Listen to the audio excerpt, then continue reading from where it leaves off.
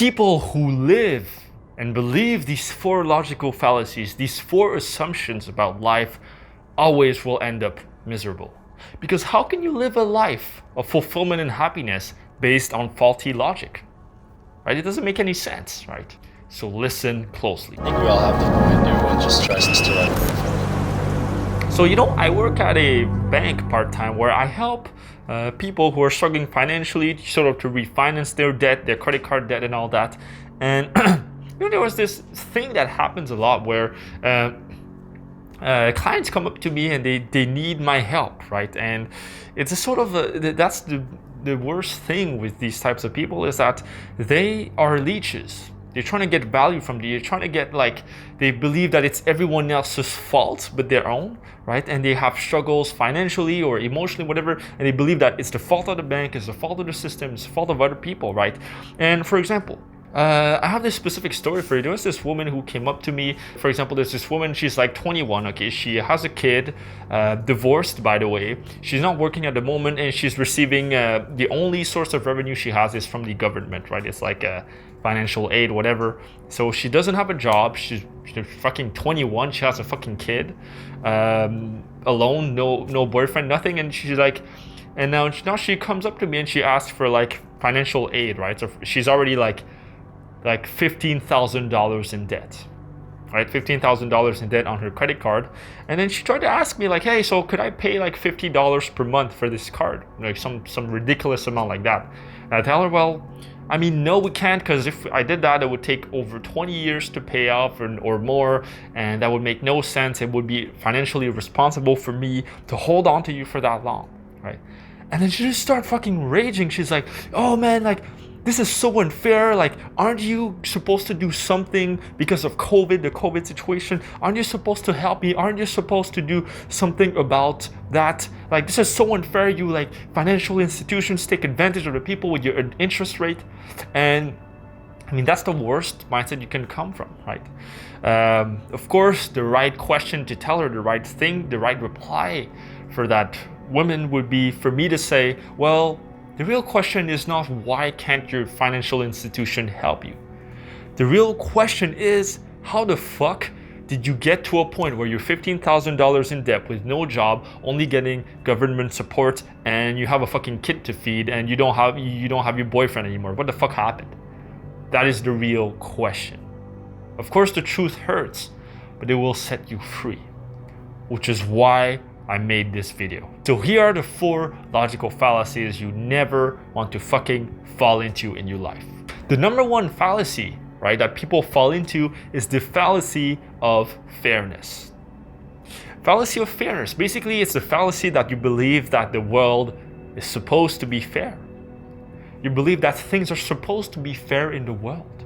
You believe that things should be a certain way, where everyone gets the equal share, right? Everyone gets that part of the pie. Everyone gets that equal slice of the cake, that exact equal slice, right? It's sort of this, you could call it this sort of communist dream, right? Where we believe that everyone has the same exact amount of everything, right? And you believe like bad things happen to you, and you believe like that shouldn't be, because life should be fair, right? Like the bank institution doesn't want to give me money, and I'm already $15,000 in debt. I can't pay them off. I want another $10,000. That's so unfair. They don't want to give me that $10,000, right? And that's just an example from my work, right? But the world is just unfair. That's just how it is. If you look at people who live in Africa, right, Ethiopia, who basically make less than $1 a day and in extreme poverty, and you compare it to someone living in the first world, right, it's completely different. Completely different. And there's nothing fair about it, right? And there's people right now that, I don't know, in the Middle East or Syria, whatever, where bombs are like falling off the sky, like right next to their house. Whatever, I don't know what's going on with the world right now. I'm not following the news, but there's certain parts of the world where there's war going on. And I mean, maybe with COVID it's changed, whatever, but like these parts of the world, it's just so unfair. And that's just kind of how life is, right? And just look at that, right? There's certain women who give birth, for example, and some babies that just never come to life. They die on birth because they, I don't know, they have some illness or something and they just die, right? How unfair is that? That someone just doesn't even get a chance at life. They just die right away when they're born. How unfair is that? And on the other hand, you have people who, are born, right? Let's say you're the son of, I don't know, you're the son of, Tiger Woods, or you're the son of Bill Gates, or you're the son of whatever, and you are born into this rich ass family, and you have all these things going on for you, and basically, if you wanted, you wouldn't need to work for one day of your life, right? Imagine that. How unfair is it that you, sitting in front of your computer right now, living a life where, you're not living up to your potential in life, you're feeling like you're missing out on all these celebrities, right? How unfair is that? There's nothing you can do about it. All you can do is accept the fact that life is unfair and get along with it. There's nothing else you can do. The number 2 fallacy is the fallacy of change. The fallacy of change basically is you believing that you can change other people to fit your needs. You believing that, yes, my partner, I'm having trouble with my boyfriend right now, is a narcissist, but I can change him. I can make him better. I can teach him how to not be a narcissist. I can teach him to be a better person so he stops abusing me.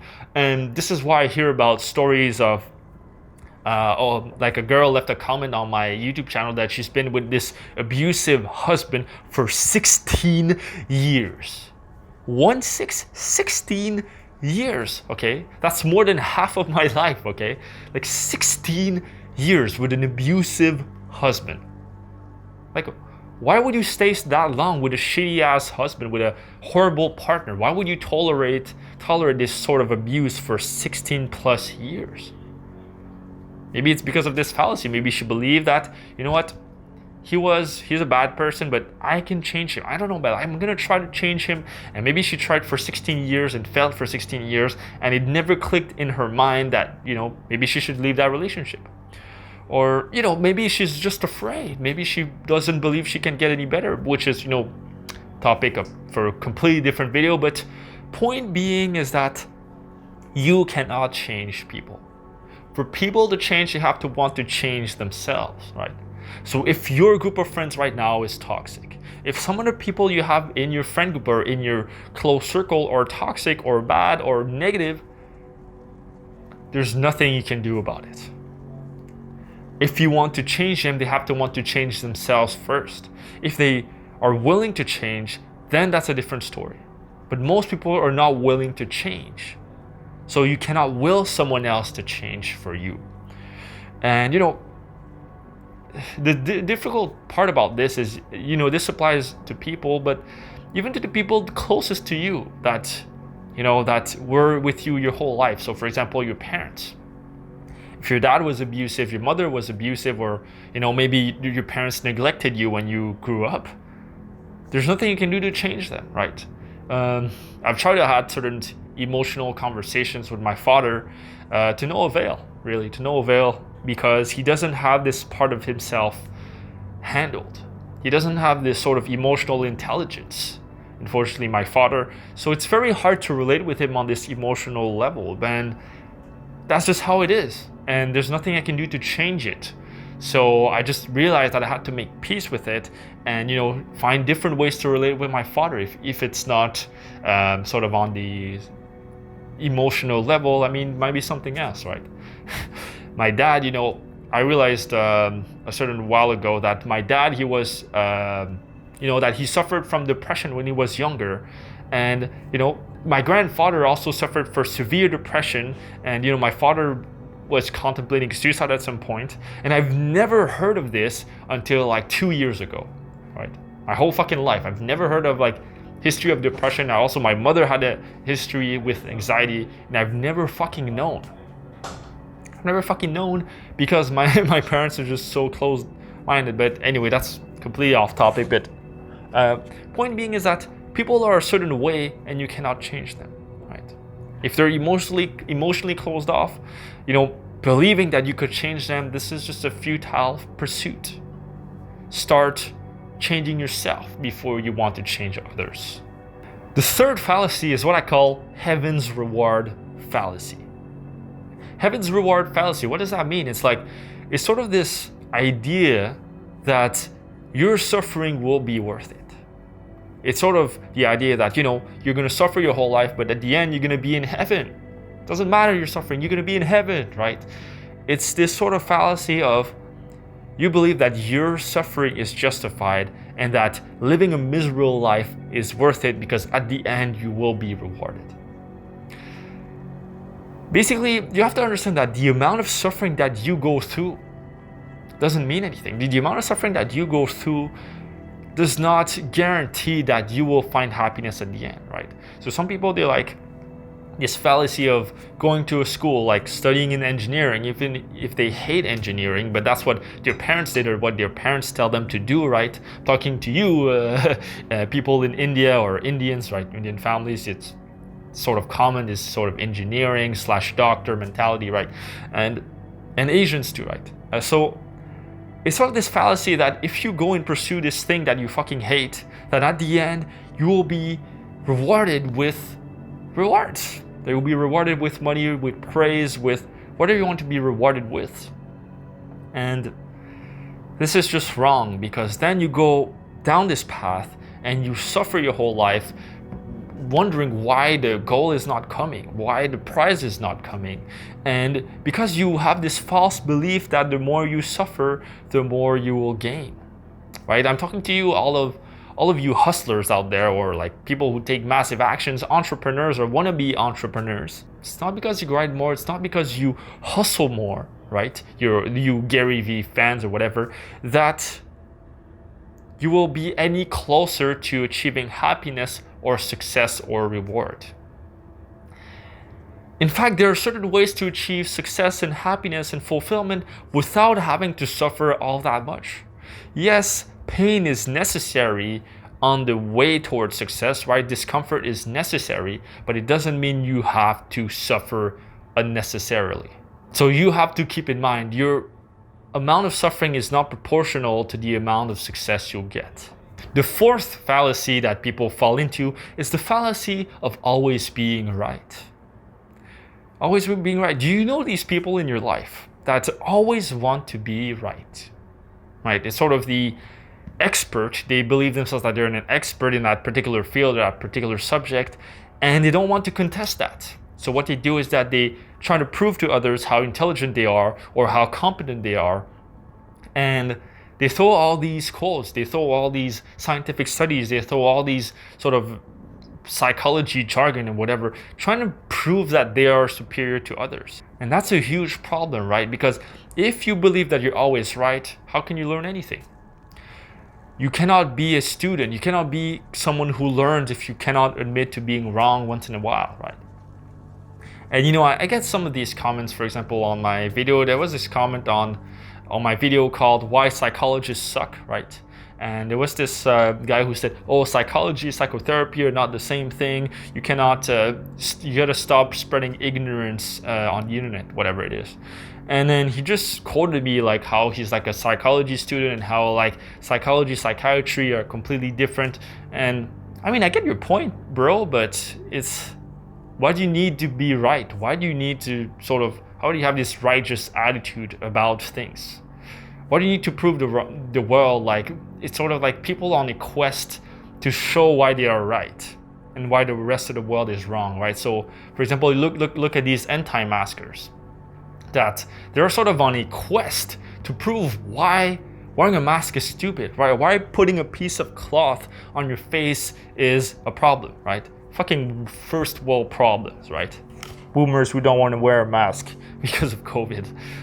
So it's like people who sort of on a crusade, even people like, for example, certain vegans are like that. The extreme vegans, of course. There's like sort of vegan activists who like sort of on a crusade to basically tell every meat eater that they're wrong, right? Every meat eater that it's wrong to eat meat or whatever. Or even like social justice warriors or feminists that sort of on a crusade to show the world that they are right. And the male equivalent of this would be people who believe in the black pill philosophy or the MGTOW incel philosophy. Now they are sort of on a crusade to sort of, convince themselves that this is the truth, and they don't want to be proven wrong.